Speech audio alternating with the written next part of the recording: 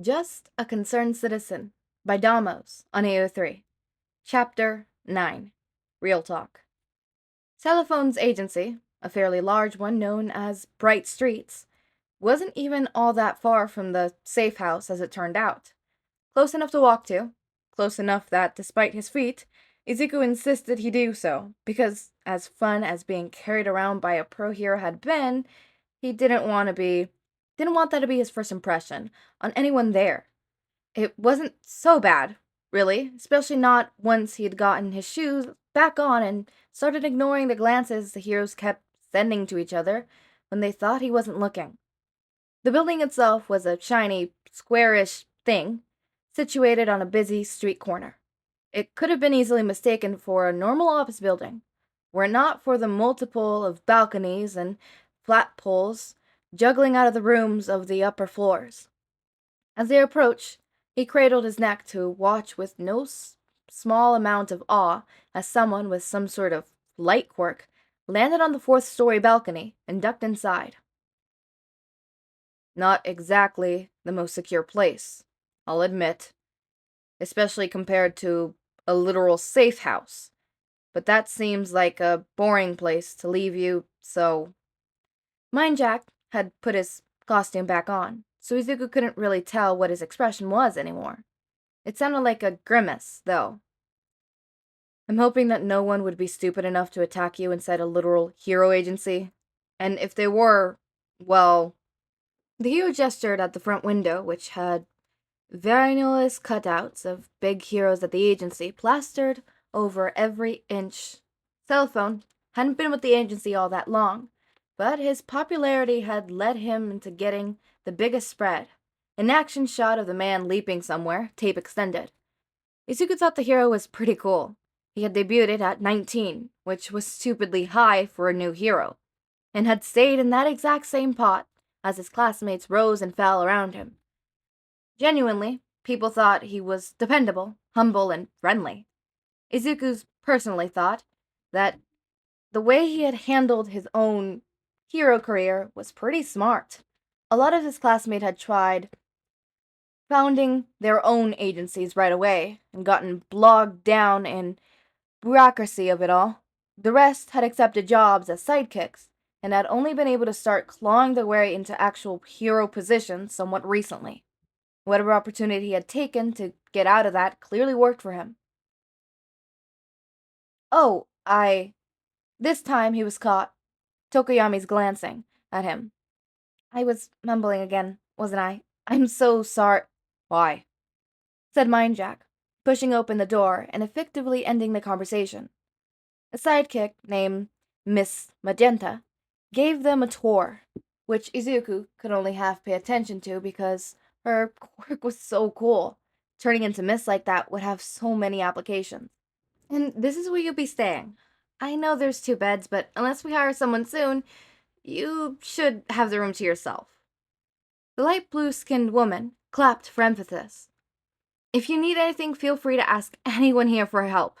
We're heroes after all. Mind Jack snorted, though Izuku didn't know what for. Right, well, thanks. I'm sure you'll be seeing more of us. Miss Magenta waved and took her leave, and Izuku walked himself to sit over the same bed where Shinsou had tossed his bag.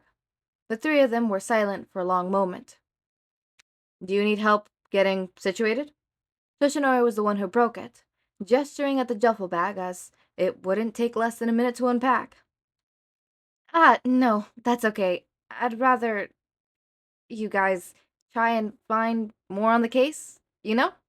Mind Jack nodded at that, though the long time it took to open his eyes after he blinked betrayed how tired he still was after his nap. We do actually have some things to follow up on. Yeah, I'll be back to check on you tomorrow, though. Izuku smiled at him, and the pros let themselves out, Mind Jack with a casual wave, before closing the door. As soon as they were gone, he flopped onto the bed. He was finally alone, for the first time since he had almost been killed, finally able to admit to himself that the whole thing had been, if nothing else, exhausting. For the moment, though, he just wanted to lay there, in the sidekick's apartment of a high-ranking pro-hero agency. By the way, nothing to do. It worked for a while, 10 minutes, until his phone rang. He blinked, sat up. The sound of the ringer was muffled by the duffel bag. No one called him except his mother, and that was usually on. He blinked again. It was Friday. A little earlier than their usual time, but who else could it be? What was he supposed to tell her about all this? Not wanting her to worry, he unzipped the bag and reached for his phone, only letting one more ring go through before swiping to accept the call. Hey, Mom, what's up? He grimaced at himself. His voice sounded rough with sleep, because he'd almost managed to get to that point before the call had come through. Oh, Izu, are you feeling well? You sound a little under the weather. His mom's voice instantly jumped to worry, just like he knew it would if he showed any weakness to her. Yeah, Mom, I'm okay. I was in bed, almost asleep. That would not make her feel better about him maybe being sick. It's just been kind of crazy at work recently. Not a lie. He had done the paperwork. He was an intern. Oh, I didn't mean to wake you from your nap, dear. She still sounded worried. Bad. Well, I got a call from Mitsuki saying that Katsuki-kun asked about you. If you believed it. She said he seemed to think you'd gotten into trouble.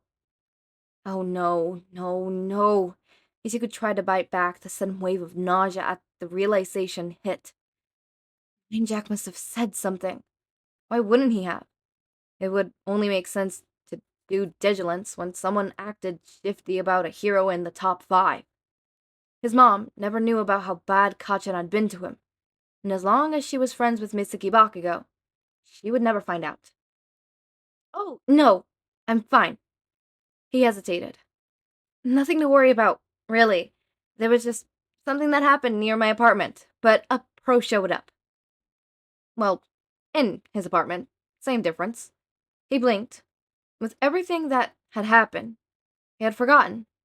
He probably wouldn't have been able to go back to his apartment, and with the window broken like it had been, there was no way he was getting his security deposit back.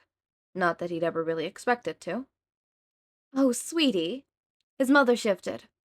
I worry about you so much sometimes. You should come visit soon. Maybe we could plan a dinner with the Bakugos, like old times? Ah, there was nothing he wanted to do less.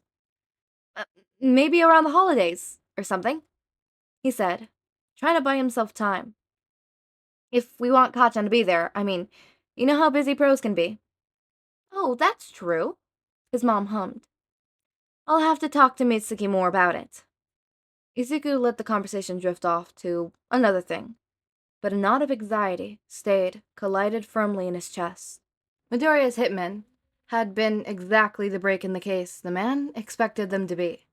One of the hitmen had admitted to meeting with a broker with whom Hitoshi was already passing familiarity. Familiar enough to net him a meeting with the man, at least. He hadn't wanted to talk, but it wasn't in the pay me way, it was in the I think I'll die if I do way. Luckily, Hitoshi had gotten very good at getting people to talk, and so the broker told them how, for a few months now, he had been supplying some blue-collared-looking men with some small patches on different chemicals. Usually not anything actually illegal, just something they wanted under the radar. Different runners each time, to a few repeated locations.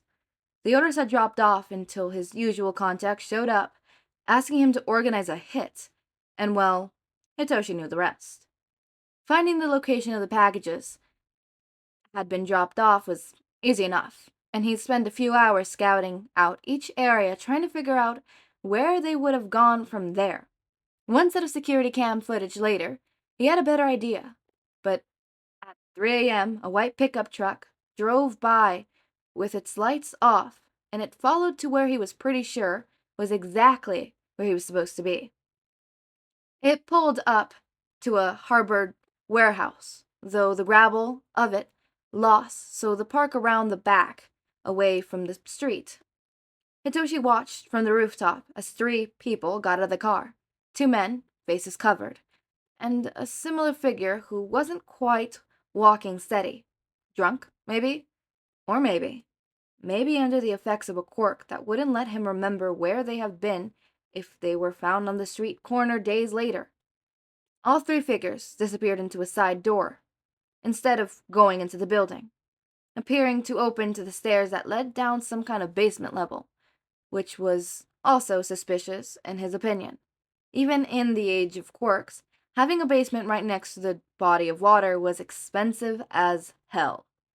The information he could dig up on the warehouse on such short notice wasn't much.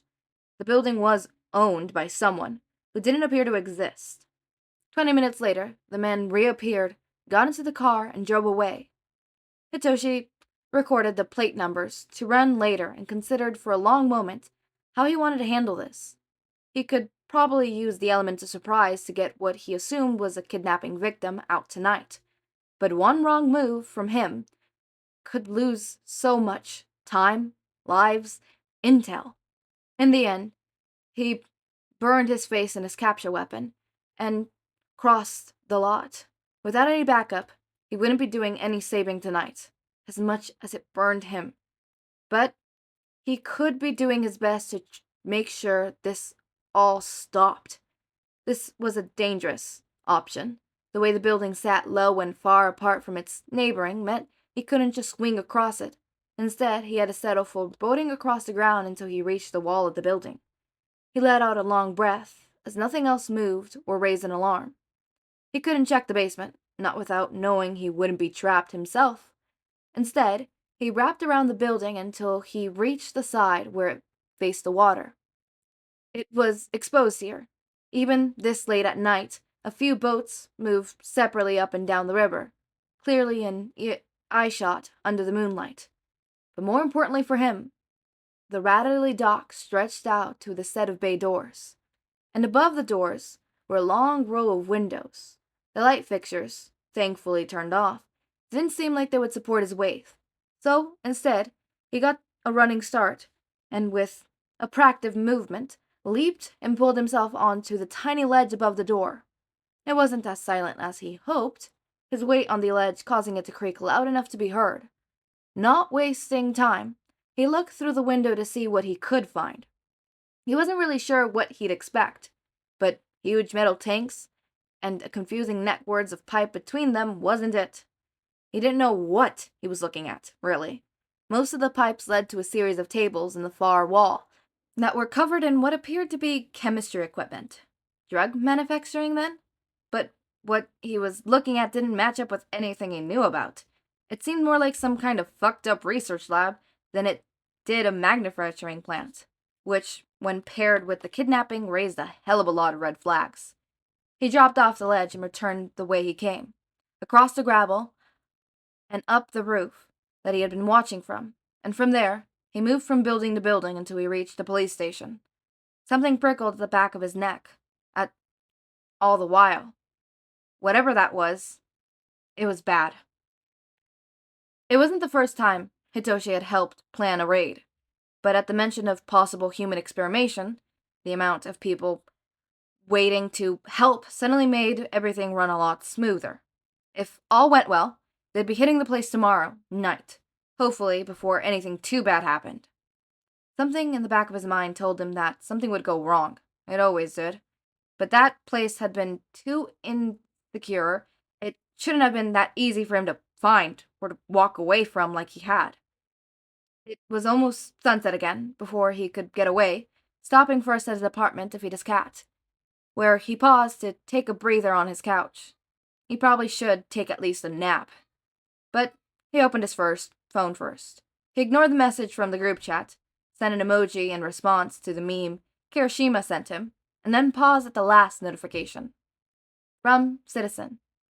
Sorry if this is pretentious of me or anything, but you said you'd be checking up on me in a day, and I haven't seen you yet. I know you're busy, I just wanted to make sure you're okay. That wasn't exactly the first time Midoriya had messaged him first or anything, given how they met, but it was the first time he was doing it for anything close to personal reasons. And it had started at the message and it felt like his heart was rattling around his chest like it had come loose. Shit, he didn't mean to worry him. Sent. Sorry about that. Long day at the office, you could say. I'll check in soon. With more intel, even. The response was immediate. From Citizen. That's okay. Be safe. It wasn't like no one had ever told him that before, but truthfully, he didn't get to hear the sentiment often. It didn't usually make him feel this funny. Probably because he was putting so much effort into making sure Midoriya was the one who stayed safe. Not anything else. Definitely. When he got back to the bright streets and hauled himself up to the third floor, by the way of the stairs, he was an animal, he wholeheartedly unsurprised to find Midoriya sitting on the floor of the common area, back to the couch, typing away at something on his new laptop. Hitoshi made no efforts to be stealthy as he crossed the room, but the green-haired man, still startled when he dropped to sit onto the couch behind him. His first reaction was to reach out and slam the laptop close, before he could look back and realize what it was. Hitoshi allowed himself a smirk as he pulled off his mask. Working hard, I see. Not as hard as you, clearly. Midoriya grinned. Hitoshi wasn't able to explain to himself why the fact that he found himself being sassed delightful. It was certainly better than the man shrinking in on himself and mumbling apologies. Well, you're happy to know we're planning a raid at the warehouse tomorrow night. Probably related to the case. And, well, Midoriya was the analyst on this one, wasn't he? He listened with sparkling eyes as Hitoshi relayed to him the information he had found, nodding in agreement at his conclusion. I could see if I could figure out anything more about the place. Wrong person. Nodding in agreement at his conclusion. I should see if I could find out anything more about this place. Midoriya pulled his laptop screen back up, and Hitoshi's eyes zeroed in on it.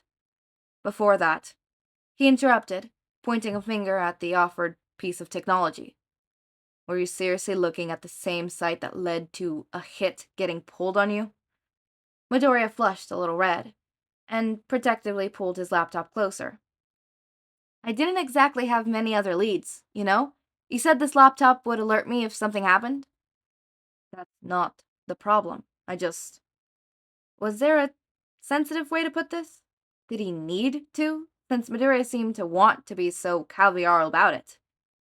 I'm worried about the fact that you don't seem to care you almost died. Even long-time pros struggle with that sort of thing. Midoriya just knitted his eyebrows together, like the idea of someone being worried over that, or maybe over him, was confusing. Well, I'm not really... He blinked as he realized what he had said, his hands suddenly flying up as he stuttered, explaining. It's not like I want to die or anything, but, I'm, you know. Midoriya gestured at himself. He didn't look particularly upset, even. More like he was embarrassed at being caught. It's probably gonna happen sooner or later, and if it happened because I was trying to do something good or help someone, then maybe it's not so bad, you know? Hitoshi started, before his voice faltered, finding himself speechless because, holy shit, that was somehow worse than he'd thought it would be. Midoriya, that's not. Midoriya just stared up at him with wide green eyes, not even tearful, just watching. Worried for his reaction, maybe, but not looking guilty at having said anything wrong. Hitoshi knew what it was like to live in a world that told you it didn't want you, but not for so long that he grew to be at peace with it. He tried several times to say something, but it felt a little bit like something had scooped out his heart inside his chest. He took a deep breath that he couldn't quite hide the shakiness of. You'd do a lot more good by staying alive, though. Hitoshi swallowed thickly. I don't even know where to start with all that, but I promise there are a lot of people who'd care about you if you died. Probably a lot more than you realize. Which means they want you to, I don't know, value yourself. Worry about dying a little more. I don't Izuku's face fell, lips turning down as he mummed into his knees. Pretty much just my mom. And me. And Tokoyami. And no, that's not just because of our jobs. Hitoshi felt somewhat hot building at the back of his throat. How the fuck had Aizawa handled him and all his issues when he was a kid? He wasn't sure he could do this without breaking down. He found one hand scratching at the back of his neck as he tried to figure out what to do. For one thing, he would absolutely be seeing if his agency medical plan offered therapy to interns. But in the short term, he had a much stupider idea. Hey, Hanta, he called out. Midoriya jumped from the sudden raise of volume. What? Whatever bad emotions had been fluttering behind the man's eyes were replaced with confusion. He should have stopped patrolling over an hour ago. He's probably not here. If Hitoshi knew his former roommate, and he did, Zero had swung back into his agency, showered, gotten out of costume, and then had gotten distracted playing phone games at his desk. He was proven right on 2 of his 3 points, when a suspiciously damp-haired xylophone poked his head out of the door of the far-end hall. Oh, hey, mind jacked! Sarah offered them a hazy smile, and walked over, revealing that he swapped his hero costume out for a too big white t-shirt and gym shorts. He extended one hand. And you must be the analyst we were taking care of, Midoriya, right? Pleasure to meet you. Midoriya reached up and shook it tentatively, like it might bite him or something. You too. I'm a pretty big fan, Xylophone, sir. Oh, no need to be so formal. Zero is fine. Y'all need something? Midoriya blinked and looked over to Hitoshi, who had leaned back to sprawl a little more over the arm of the couch. Not really. I just wanted to ask you if you heard from Citizen recently. Zero's face fell a bit at that, and out of the corner of his eye, he saw Midoriya go pale. Zero was smart. He might have been able to pick it up from just that if Midoriya wasn't careful.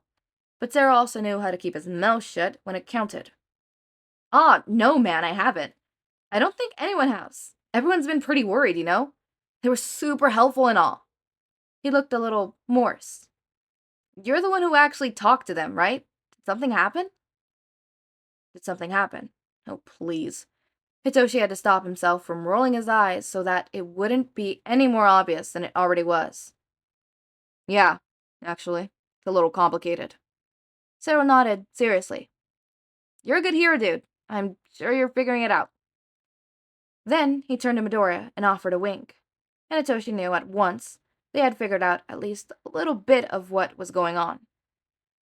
And you'll make sure to help him out, alright? Midoriya nodded dumbly, eyes staying fixed on Xylophone, as he outed to his home and waved goodbye. Hitoshi leaned forward and rested his arms on his knees, bringing his head to level with Midoriya's. I can name at least 15 pro heroes who had started worrying after you, you know? They wouldn't, if they knew who I was. Hitoshi leaned back and held one hand up. Midoriya stopped sputtering, shoulders tense. Speaking from experience, if they found out who you were, they would like you even more. Midoriya let out a straight whine and reached to shut down his laptop, standing up in a sudden movement. He was flushed red up to the tip of his ears. Hitoshi just smiled back, in a way he hoped was comforting, but which he knew probably wasn't. I'm going to bed now. Hitoshi let him, chewing on his lip. That went well. He was pretty sure it went well. He hadn't been able to hit the denial like he worried he would be. Just embarrassment. And he could work with that. Maybe. Just maybe he stood a chance at making things better. Okay, I know it's been a hot minute, but I'm really trying to get these out and stuff. So I did this one first before I did At Odds and Ends because I don't want this one to get left behind because that's what happened yesterday. It got left to the absolute end and I ended up not having enough time to post it out for the day. So I'm doing this one first before I do At Odds and Ends. So today there might not be an Odds and Ends, but there is a Just Concerned Citizen. I'm hopefully getting my schedule fixed so there would be 4 videos a day with, obviously this one, apart from Wednesdays. Wednesdays are my only days where I don't post every day, or not every day, but all of my series. I only post one-shots and then the occasional other side projects that I have, which I haven't been doing because I've been focusing on all of this and the Streamerverse and stuff like that. But hopefully I don't forget. I have enough time to be able to do Just a Concerned Citizen. So here's this chapter. I don't really have notes on it, as I did half of it yesterday and then half of it today. So half of it is lost in my mind. But yeah, as always, my raindrops, make sure to eat, sleep, drink water, take your meds. Have a wonderful day or night.